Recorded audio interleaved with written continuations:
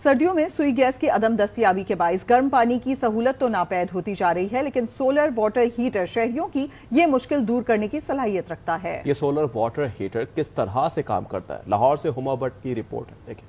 सर्दियों में गर्म पानी का हसूल नामुमकिन सा लगता है, लेकिन सोलर वाटर हीटर ये मुश्किल दूर कर देगा। निजी कंपनी का तैयार करदा ये वाटर हीटर, जिसे गीजर भी कहते हैं, चंद पाइपों के जरिए पानी को गर्म करने की सलाहियत रखता है। सोलर वैक्यूम ट्यूब्स हैं जिसमें पानी खड़ा होकर गर्म होता है,